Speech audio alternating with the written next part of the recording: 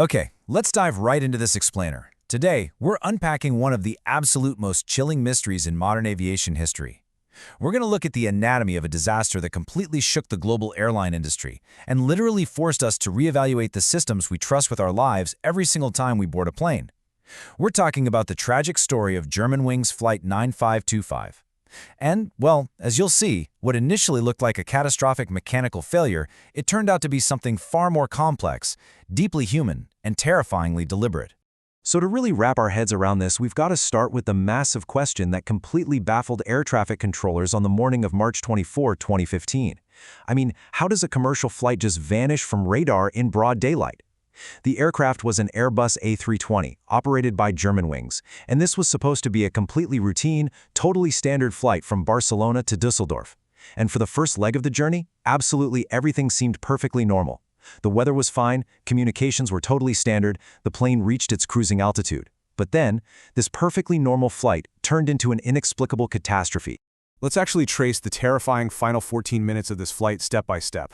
Okay, so at 9:27 a.m., the plane makes normal radio contact with the Marseille en route control center. At 9:30 a.m., the captain reads back a clearance, and right after that, he leaves the cockpit to go to the bathroom. Almost the exact second he steps out, the plane's altitude is manually reset to a much lower level. By 9:34, the altitude is just dropping fast. The Marseille control center notices this, obviously, and asks what altitude they're cleared for. Total silence. Over the next few minutes, these air traffic controllers are frantically trying to make contact over multiple different frequencies. They even get the French air defense system and another aircraft to try and reach them. Still nothing. Then, by 9:39 a.m., the cockpit voice recorder picks up a truly terrifying sound. Violent blows on the cockpit door. 2 minutes later, at 9:41 a.m., the plane crashes directly into the side of a remote mountain in the Alps. I want to just pause right here for a second, just to let the gravity of this tragedy sit with us. 150. That is the number of lives lost when that plane hit the mountain. Because the crash site was so incredibly remote, like zero road access, emergency crews literally had to be brought in by helicopter. And what they found was a vast debris field where the plane had been completely destroyed. There were absolutely no survivors. 144 passengers lost their lives, and guys, this included an entire school class returning from a field trip. 4 cabin crew members died, along with the captain, who was a 34-year-old father of 2, and the co-pilot. Initially, everyone assumed something had gone catastrophically wrong with the plane itself. But then we get to the investigation pivot. Despite being severely damaged, investigators actually managed to recover the cockpit voice and flight data recorders within that same week. And when they stitched all that data together, the story that formed completely shocked the investigators. This wasn't a mechanical accident at all. It was an intentional act. The plane had been hijacked, but not by terrorists breaching the cabin. No, it was hijacked from the inside. Now, what's really interesting about this is the terrifying mechanical puzzle it presents. How could a highly experienced captain be locked out of his own cockpit? The captain, Patrick Sontenheimer, had thousands of flight hours, yet he stood outside that door with literally no way to get back to his controls.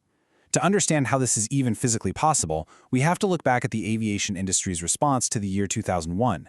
Because after those events, cockpit doors across the entire industry were heavily redesigned. They were fortified specifically to protect the pilots flying the plane from potential hijackers in the cabin. Let's look at the standard entry procedure for these modern commercial aircraft. It's a strict, multi-step process. First off, a crew member has to call the cockpit on the intercom. Next, they press the pound key on a special keypad, which buzzes the cockpit. Finally, and this is the crucial step, the pilot inside the cockpit has to manually switch the door control from normal to unlock to let the crew member in. These doors are incredibly heavily fortified, like they are literally built to withstand armed hijackers. But the designers knew they had to plan for medical emergencies, right? What if both pilots inside passed out or were incapacitated somehow? Well, that's where the emergency backup comes in. The crew is given a specific emergency code. If they punch this into the keypad, it triggers a 30-second timer. Now, the tension in those 30 seconds is unimaginable, but if there's no response from inside the cockpit after that timer runs out, the door automatically opens for exactly 5 seconds, just long enough to let the crew rush in and take control. So the absolutely crucial point here is the override mechanism. There are situations where the pilots might need to actively prevent someone from using that emergency code. Say, if a hijacker somehow got the code from a flight attendant, right? To prevent that, the pilot inside can flip the door control switch to lock, and doing this permanently overrides all emergency access. That is the exact mechanism the co-pilot used. It's just a heartbreaking twist of tragic irony. A system brilliantly designed to protect pilots from terrorists was weaponized by the co-pilot to keep Captain Sondenheimer locked out even as the captain violently tried to break that reinforced door down to save his plane. So this completely shifts our investigation from the mechanical how to the psychological who. Who exactly was the person sitting alone in that fortified cockpit? Well, the co-pilot was just 27 years old, and he'd been incredibly passionate about flying ever since he was a kid. He literally grew up with posters of Airbus, Boeing, and Lufthansa in his bedroom. He was an expert glider pilot as a teenager, and he joined Lufthansa's flight academy right out of school. On paper, he was exactly the kind of enthusiastic young pilot any airline would want. But when we actually compare his official applications to his actual medical history, a much, much darker picture emerges. Early in his career, he had to pause his flight training because he was suffering from a deep depressive episode. He spent multiple months under a psychiatrist's care taking antidepressants. Eventually, he was declared in remission and got his student license back. But here is where the deception really started. When he applied to fly at an Arizona-based, Lufthansa-operated flight school, he filled out a U.S. Federal Aviation Administration document claiming he had never been diagnosed with any mental disorders. He lied. He got caught, which usually means jail time or, at the very least, the absolute end of a career. But surprisingly, the FAA gave him a second chance. They accepted his admission of depression and just let him continue. So he eventually joined Germanwings in 2013. But then came the 2014 relapse. His mental health rapidly and severely declined. He became totally convinced he was going blind, telling people he was seeing stars, halos, flashes of light, even flying insects. He was visiting ophthalmologists and neurologists multiple times a week, but their scans, they found absolutely nothing physically wrong. His family doctor actually diagnosed him with hypochondriacal disorder and emergent psychosis and urgently recommended he check into a psychiatric clinic, but he completely ignored that advice. Instead, he just went back to his psychiatrist, got put on heavy antidepressants, and racked up multiple sick notes from various doctors declaring him completely unfit to work.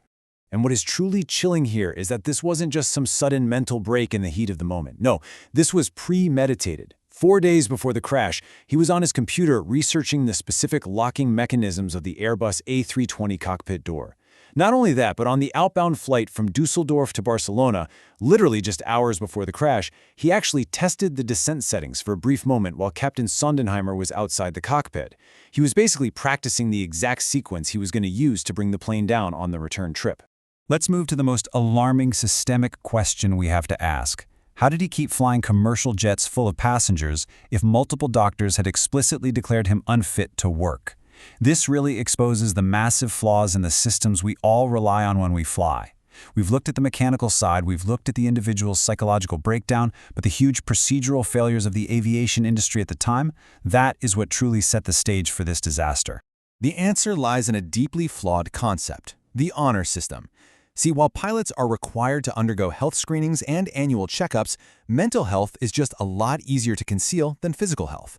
Because of this, pilots effectively operate under an honor system. They are totally expected to self-evaluate and voluntarily hand over any health issues or sick notes to their employer. Germanwings was relying entirely on this co-pilot to tell them he was sick. He had the doctor's notes right there in his hands excusing him from work. He simply chose to hide them and show up to the cockpit anyway. But if he had these notes from multiple doctors, you really have to ask yourself, why didn't the doctors themselves report him to the airline or the authorities? I mean, if a patient is a clear risk to public safety, doctors absolutely have the right to break doctor-patient confidentiality. So why didn't a single one of the medical professionals who declared him unfit to fly raise the alarm? Why didn't they realize he couldn't be trusted to report himself? This is the massive ethical dilemma sitting right at the center of the whole tragedy. Now, we don't know for sure exactly why they stayed silent, but there are a few really likely reasons. First, as one expert noted, being depressed does not make you a killer. The doctors may have genuinely believed he was a severe risk to himself, sure, but not necessarily a threat to the public. Second, breaking that confidentiality carries huge professional risks for a doctor. And finally, cultural factors are absolutely huge here. In Germany, privacy and data protection are valued incredibly highly. The cultural fear of violating those strict privacy laws may have tragically outweighed the perceived safety risk. Of course, in the wake of such an unimaginable event, the regulatory aftermath was incredibly swift. The European Aviation Safety Agency proposed major changes to prevent this exact scenario from ever happening again. Psychological screenings for pilots were significantly increased. A lot of airlines immediately adopted a strict two-person in the cockpit at all times rule. meaning if a pilot goes to the bathroom, a flight attendant has to stand in the cockpit until they get back. Though it's worth noting Lufthansa actually phased this out later on. Germanwings itself was rebranded to Eurowings, a decision made prior to the crash actually, but definitely accelerated by it. And Lufthansa provided financial compensation to the victims' families, though obviously no amount of money can ever heal a loss of that magnitude. And this brilliantly illustrates that ultimately, Flight 9525 wasn't brought down by just one single thing. It was brought down by an overlapping systemic failure. Think about it. It required an unbreakable door designed to keep bad guys out, combined with a severe hidden illness inside the cockpit, all allowed to fester because of a deeply flawed honor system that basically assumed everyone would just do the right thing. These individual layers of failure aligned perfectly to allow an unimaginable tragedy to occur. As we build systems meant to protect our privacy and respect confidentiality, we also have to design systems that protect the lives of hundreds of innocent people. It's a fragile balance, and as Germanwings Flight 9525 showed us, getting it wrong has absolute devastating consequences. So it really leaves us with this. When balancing personal privacy with public safety, who decides where we